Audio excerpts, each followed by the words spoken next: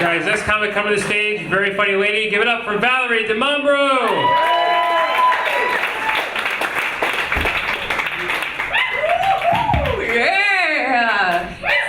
It's the afternoon, it's funny time, people. How you guys doing? Yes. Oh, I'm gonna tell you guys about me. Yes. I got divorced and I had to move in with my parents. Oh, I know, as trend-setting as being a young divorcee who lives with her parents sounds, it's not super cool. No, I actually was super single. You know, I was ready to go on dates and have all the sex, and I had to spend most of my time driving around my parents' neighborhood looking for parking lots for car sex. You'd be surprised at how often I ended up at church. Oh, through him, with him, in him. You know the lyrics. She knows them right here. I grew up the youngest of 3 kids in an Italian family. There was my sister, my brother, and myself. So if you're Italian, you know that means my mother had a son. Or as my there it is. Or as my grandmother put it, my mother had a messiah and 2 baby makers. Right? You know, being that I'm 33 years old and I've yet to get remarried or make babies, I'm now known as the lesbian. Yeah, I'm not really a lesbian, although most of the time I wish I was, because that would be the easiest way to get my family to stop talking to me.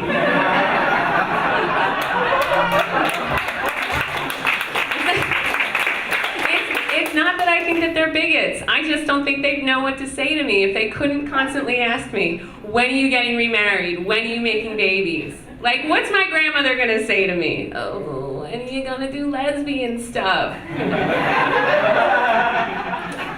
I don't know, Grandma. Tomorrow. Write it down. No, I'm in a really good place in my life right now. Like, I'm really good with kids because I don't have any. I don't. And I don't. I know. People should be wanting to procreate with me and they're not. No, I don't know why. I'm over babies. You know, most of my friends are having babies and I'm over them. If I ever do have one, I want it to come trained like my cat did, you know? My cat was all like, where do I poop in this box? Got it, you know?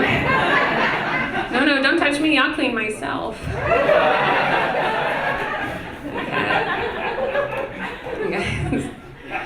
I don't know. Have you guys go to coffee shops? Yeah? You guys know those tables at coffee shops are not soundproof booths? You guys know that? People will talk about anything at a coffee shop. Did you ever notice that? The most private people will be super revealing at a coffee shop. You know, I was there at one the other day and these 2 women were talking and I don't know, they were either breaking up or moving in together. I'm not sure, but they were using super powerful words like love and trust. So I assume they were lesbians because we do not use those kind of words in my straight relationship. Not at all. And I don't even pretend to not eavesdrop anymore. You know, if you're talking loud enough, I'm listening. If you're not talking loud enough, I'm gonna pick up my chair and move a little closer. It is a better story with the details.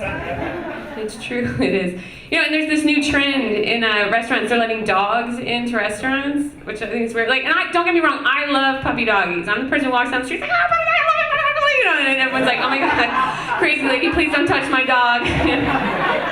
But it's weird, you go to a restaurant and Tony's in the kitchen and he's got a hairnet on his head and his beard and his chest, or wherever the hair is. And this dog's being all hairy, just licking around, you know, paying particular attention to his balls. So this area down here is happening. And I'm pretty sure if my cat did that, they wouldn't be okay with it. Like if Ludipus came into the restaurants, it was all like up on your tables, knocking shit over. Like, are you finished with this? No? Oh, it doesn't matter. My cat's an asshole, guys. She is. She's not really. She's actually more like a tiny furry dictator, you know? She's no regard for my civil rights. That's right. I'm a single lady and I talk about my cat all the time, guys. It's not normal. I don't know. I talk to her a lot too, which is probably not normal, but she's not the best advice giver. I'm gonna say that I'm probably not gonna get a raise if I blink slowly at my boss and rub my head up against his calf, right? But who knows? If he wakes up with my butthole in his face, I might get a promotion. Who knows, right? You guys, I'm Valerie Dimambro.